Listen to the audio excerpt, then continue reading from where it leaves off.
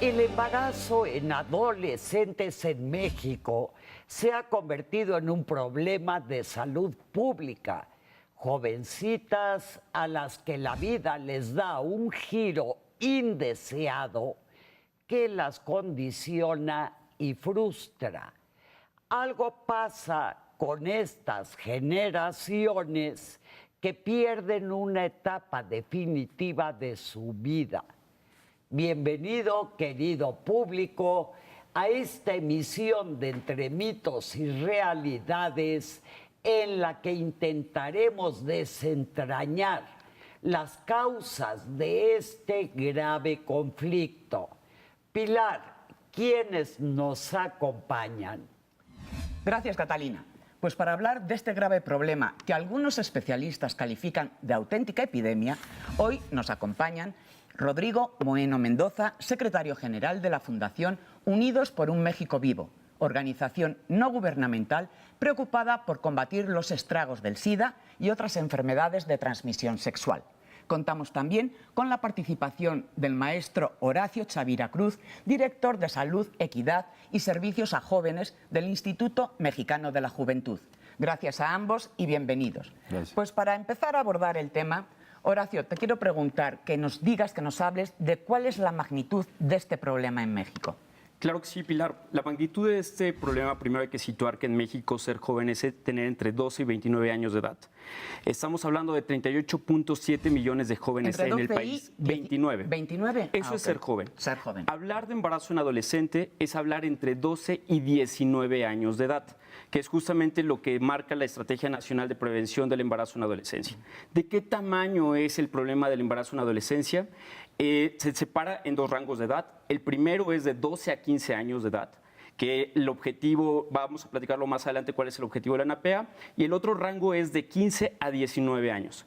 De 15 a 19 años de edad, el embarazo en adolescencia es de casi 4 estadios Azteca al año. Es decir, cerca de 400,000 embarazos entre adolescentes de 15 y 19 años de edad. Eso, si lo hacemos por hora, estamos hablando de 44 nacimientos en este rango de edad de 15 a 19, Pilar. Perdóname, Cata, ¿y del otro rango, de 12 a...? Claro, del rango de 12 o menores de 15 años, Eso. que es el dato que se maneja, son cerca de 10,000 embarazos al año. Es decir, que estamos hablando de 26 nacimientos por día y ahí no De tendríamos niñas, que hablar... o sea, de madres Exactamente, niñas. no tendríamos que hablar de adolescentes, tendríamos que hablar de embarazo en niñas menores de 15 años. Y Rodrigo, ¿qué consecuencias tiene a nivel físico y a nivel psicológico? Sí, Catalina, pues los problemas son físicos, psicológicos, emocionales, sociales y en este momento nacional también, el tema del embarazo. Una chica a esa edad no está preparado su cuerpo todavía para ser madre. Y esto tiene complicaciones que las vemos en el sector salud. La cantidad de mortandad en jovencitas, adolescentes a causa de un embarazo mal atendido, mal logrado, es altísimo, es altísimo.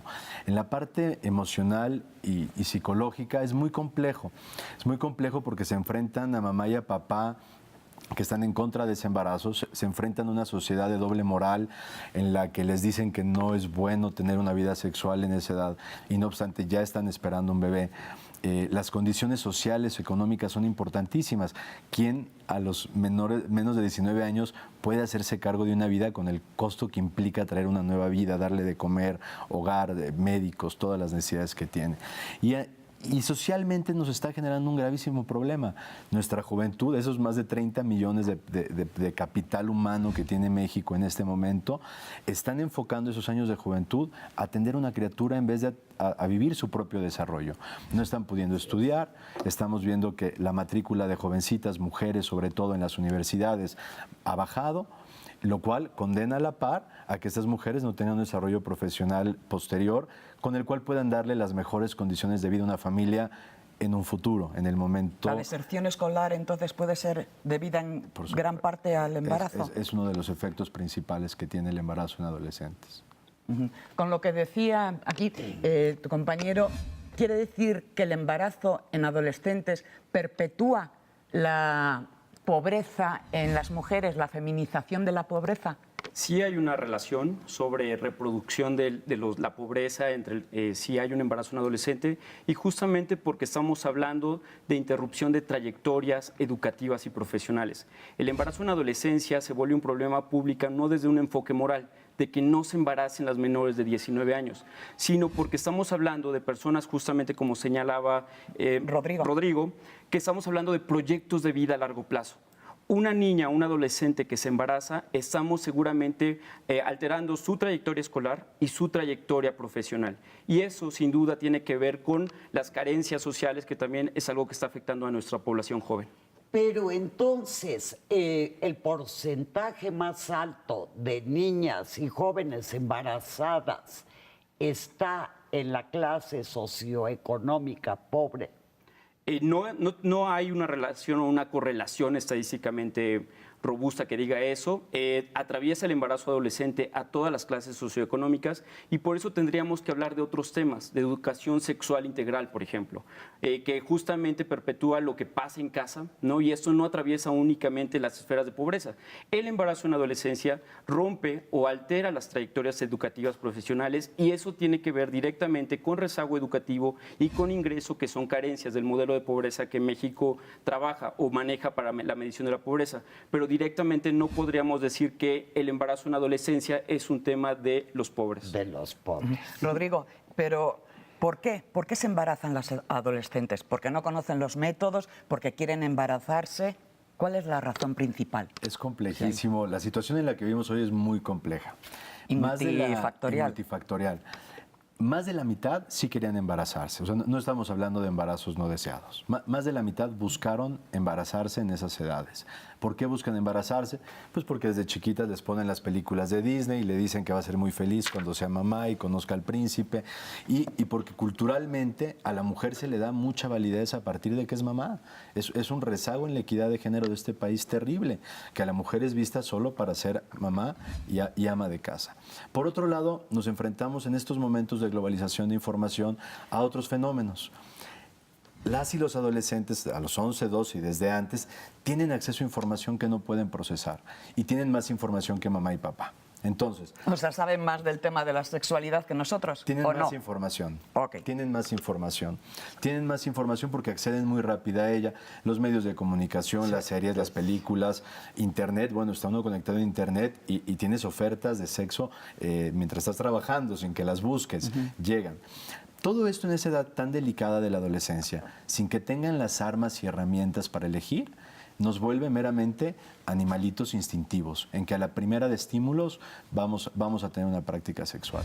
Están iniciando a una edad muy temprana, sin la información necesaria, la educación que hablaba Horacio, la educación previa para poder prevenir, para conocer de métodos anticonceptivos y para hacer un proyecto de vida en el cual vean que el momento ideal para ser mamá y papá, nadie les dice que no sean mamás, es que esperen ese momento ideal para hacerlo. Horacio, pero entonces aquí la generación de padres está en la olla, ¿no? Porque en última instancia, ¿quiénes tendrían que formar a estas niñas? Sin duda es uno de los grandes debates, quién tiene que formar a las personas jóvenes y adolescentes en temas de educación sexual integral. Actualmente se promueve, por ejemplo, la Cartilla de Derechos Sexuales de Adolescentes y Jóvenes, que dicen que no únicamente los tutores son los que tienen que hablar de educación sexual integral a los jóvenes, sino también toda como sociedad, y por eso la noción de educación sexual integral, que tiene que ver la escuela, que tiene que ver el entorno social, que tiene que ver la familia, y qué es lo que estamos haciendo o reproduciendo como acciones al interior de la familia también. El tema del embarazo en adolescencia trae a colación, por ejemplo, lo que han denominado las nuevas masculinidades. Una joven adolescente no se embaraza sola, se embaraza con un varón del otro lado, ¿no? Entonces hay una construcción de género también en el embarazo en adolescencia, y eso también tenemos que verlo a largo plazo, cómo podemos cambiar de que ser mujer es embarazarte y ser madre, como nos decía Rodrigo, o ser hombre es, nunca tienen el tema también de la primera vez, ¿no? El gallito. El gallito, exactamente. Hay una reconstrucción de la primera vez, ¿no? En algunos debates que teníamos con diferentes instancias de la Administración Pública Federal, ¿qué implica la primera vez para una mujer joven adolescente? Es siempre su primera vez. Y para un joven adolescente nunca es su primera vez. Entonces, invitar al público a reflexionar qué implica la primera vez. Habría que planearlo. En una educación sexual integral implicaría planear tu primera vez. Es el momento de afectividad, es el momento de amor. Y si es consensuado en un entorno con la mejor música, hoy elegimos hasta qué zapatos usar, qué música escuchar. Deberíamos estar eligiendo las y los jóvenes, sobre todo los adolescentes en su primera vez, cómo vivirlo. Rodrigo, pero en esto de la primera vez, yo creo que hay algún mito, tú me dirás si sí o si no. Muchas jóvenes y muchos jóvenes varones piensan que la primera vez no puede producir un embarazo. ¿Es cierto el mito o no? Y la realidad. Es un mito que ocurre, por supuesto. Creen que en la primera vez no les va a pasar ni el embarazo ni una infección, ¿no? Porque además, idealmente, cosa que no es realidad en nuestro país, las primeras veces es de alguien que estás enamorado. Digo lamentablemente porque tenemos un grave índice también de abusos sexuales y muchos de estos embarazos también son a causa de abuso. Hay que hablarlo porque es parte del problema. Y creen que no porque no les hemos hablado. Entonces, nuevamente, llegan a su experiencia sexual sin nada de información y ocurren embarazos. Y es importante que tengan esta información previa, que la hablen mamá y papá en casa informadamente. Sabemos que a nuestra generación nadie nos educó en estos temas. Es difícil hablar con nuestros hijos de estos temas si nadie nos ha educado, pero pues el Internet está igual de accesible para mamá y papá que para los hijos. Y como adultos tenemos que educarlos. Igual que lo de la primera vez, existe también la creencia de que si estás con la menstruación no puedes correr el riesgo de embarazarte, lo cual es falso, ¿no? Claro.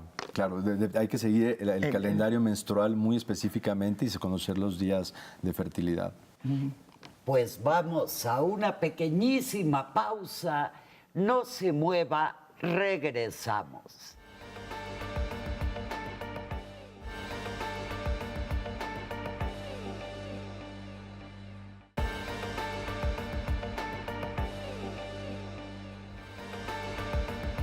Regresamos a Entre mitos y realidades con el tema del embarazo en adolescentes.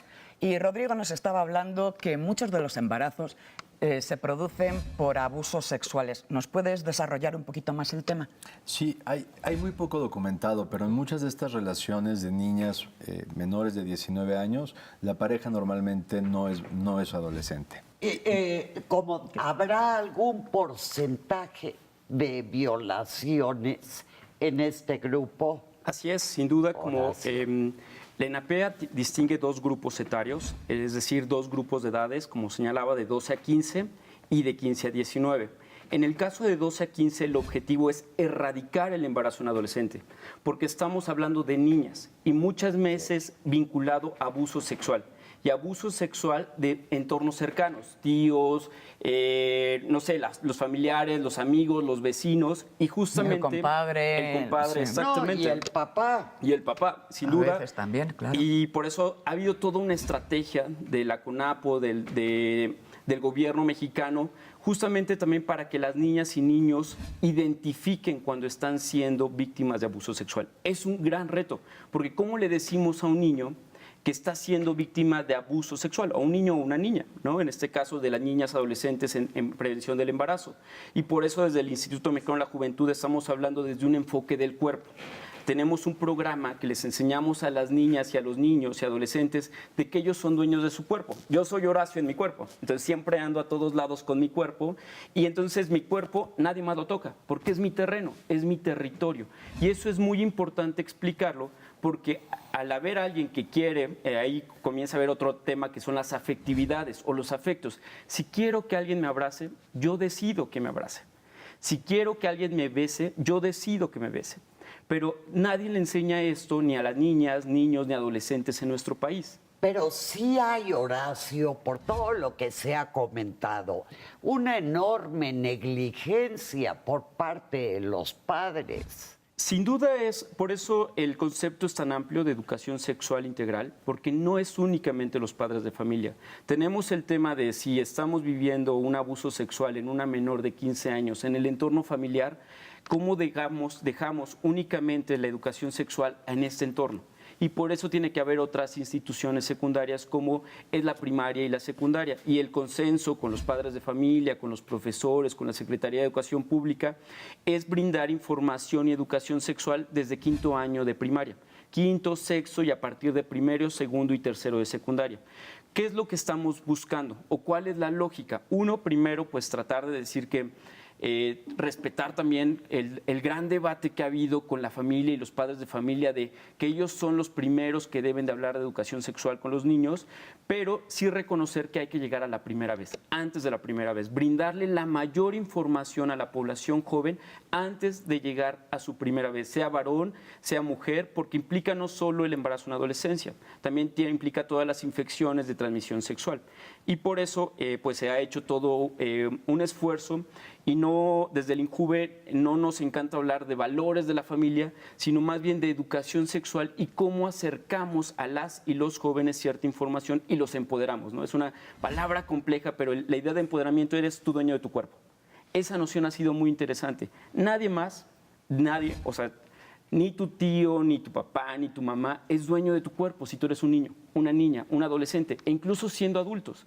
Justamente las violencias, ayer que fue, o ha sido Día Naranja recientemente, justamente es importante pues que identifiquemos esa parte. Horacio, ¿qué es el Día Naranja? A lo mejor hay quien no sabe. Cada fin de mes, los días 29, se hace una campaña naranja para que identificar y erradicar la violencia contra todas las mujeres, niñas, adolescentes, jóvenes, mujeres. Entonces es muy importante, por eso que hablamos de empoderamiento, de afectividades, de emociones, de educación sexual integral, porque las mujeres y los varones son violentados en muchos sentidos, ¿no? No únicamente desde gritos, la parte psicológica, hasta violencia física. En torno a lo que está diciendo Horacio, ¿qué tenemos que hacer o cómo tiene que ser esa educación? Porque hablamos de educación sexual y pareciera que solamente es darles a conocer los métodos anticonceptivos. Y no es solo eso, ¿no? También hay que explicarles qué es el embarazo, qué es la maternidad, qué... Dinos. Por supuesto, la educación integral en sexualidad tiene grandes beneficios para la sociedad y debemos de perderle el miedo. Volteemos a ver a países como Suecia, que lo empezaron a hacer en los años 50, el gran progreso que han tenido en disminuir todos estos problemas de la sexualidad. En México son temas que no hemos abierto el diálogo, es un diálogo herido todavía, es un diálogo muy desinformado, basado en muchos mitos culturales, tradicionales. Tabú. Y por otro lado, que lo vivimos con una terrible doble moral, porque todos los adolescentes escuchan, no hagas esto, no hagas lo otro, y conforme van creciendo se enteran que mamá y papá sí lo hicieron, ¿y en qué creen entonces? Entonces, es brindarles información basada en conocimiento científico, no solo de las prácticas sexuales, de su cuerpo, de la parte afectiva también. ¿Cuántas veces uno tiene prácticas sexuales simplemente por amor, no por deseo erótico? Que conozcan todo su sistema de erotismo, porque es pues inmenso la cantidad de pensamientos, que conozcamos los riesgos, pero que conozcamos la manera de vivirlo saludable y positivamente. También, siempre que hablamos de sexualidad va o con la connotación vulgar, que se hace normalmente entre los grupos de caballero, o la connotación moral, pero se nos olvida que la sexualidad es una parte fundamental humana que nos da placer y bienestar. Entonces, hay que darles herramientas de cómo desarrolle, y aparte otra cosa, como lo decía Horacio, la sexualidad es única e individual. Nadie puede... No hay una fórmula para la sexualidad de nadie, cada quien la vamos descubriendo. ¿Qué podemos hacer para que al descubrirla sea más saludable y placentera? Informarnos mucho, hablar informadamente, abrir estos diálogos al público que nos escucha esta noche en casa. Hablen sin miedo de este tema con tu hija, con tu hijo. Si eres joven, habla con tu mamá y tu papá, con un libro entre ambos, con información confiable, y dialoguemos con respeto, porque normalmente tendemos a imponer ideas. Y lo único que vemos en la realidad hoy es que el imponer estas ideas, estos modelos que hemos seguido las últimas décadas, no sirven. Tenemos a jóvenes embarazadas, tenemos a jóvenes con padecimientos de infecciones, el virus de papiloma humano crece terriblemente entre las mujeres, tenemos un gran número de víctimas de abuso sexual. ¿Por qué nos da miedo? Hay que hablarlo con amor, con respeto y con información. Y Horacio, en el caso de que ya estás con el problema, y me refiero directamente a la familia, ¿cómo reaccionar? ¿Cómo reaccionar? Sin duda es identificar en las jóvenes las trayectorias educativas y profesionales. Sin duda la familia podría apoyar a que se reincorpore a la educación, a que se reincorpore también al ámbito laboral. Un adolescente joven también no decide por sí misma dejar la escuela ya cuando tiene el problema, pero también hay una noción de ahora ya eres mamá, mujer. Entonces cambia tu posición al interior de la familia. Si antes eras una adolescente, joven, estudiante, y de momento te embarazas, ahora pasas a ser mamá, mujer, tomadora de decisiones en algunos casos, ¿no? Porque si tenemos un caso típico o tipo ideal, que tenemos una joven adolescente maestrante y una adolescente con un bebé. ¿Quién tiene más poder de decisión al interior de la familia? Seguramente la mamá adolescente. ¿Por qué? Porque tiene un ser vivo más, porque implica un gasto más, porque implica traer más ingresos, frente a la otra joven que ha mostrado una trayectoria y un avance por su individualidad. Y hay todas estas construcciones alrededor y al interior de la familia. Entonces, la familia también tendría que ser un abanico de posibilidades, no la visión moral de te embarazaste, ahora o te casas, y que tomen otras decisiones, además del acto de ya estar embarazado. Y, por ejemplo, desde el gobierno federal, pues lo que buscamos es que tengan opciones productivas. Las mujeres jóvenes, adolescentes, deben tener opciones de salida, o sea, tener ingresos por sí mismos, porque van a ser también, siguen siendo sujetos individuales. Siempre hay una familia, hay una red al interior, porque además es la cultura mexicana es muy de red, muy de hay apoyo, hay soporte, pero también a largo plazo deben brindarse opciones laborales, de emprendimiento, de trabajo, y por eso hemos apostado, por ejemplo, con Casas del Emprendedor, con becas que apoyan transición escuela-trabajo. El mismo Prospera con las transferencias condicionadas de si eres joven y estás estudiando, pues tienes una beca, justo porque no buscamos eliminar el embarazo, buscamos postergar la decisión. Espérame un segundo porque te quería preguntar a ti, Rodrigo. En torno a esto, el embarazo adolescente es un tabú, el aborto en las embarazadas adolescentes creo que todavía es más tabú, pero ¿cuál es tu opinión en esto? ¿Permitirlo, no permitirlo? El tema del aborto es y será un tema muy polémico en nuestras sociedades, y no solo hablo de las sociedades latinas, donde hay una mayoría de población con fe católica, sino es un tema porque tiene que ver con la bioética fundamental. Y desde esa bioética fundamental hay que reconocer el derecho de las mujeres sobre su cuerpo. Mi opinión al respecto sería, reforcemos a tal grado a la sociedad para poderlo prevenir y no tener que llegar a ese momento en el que todavía no sabemos cómo proceder. Si bien legalmente hay un marco legal que reconoce las diferentes escenarios en los que una mujer por ley tiene derecho a interrumpir el embarazo o no, que cambia de acuerdo a cada estado de la República.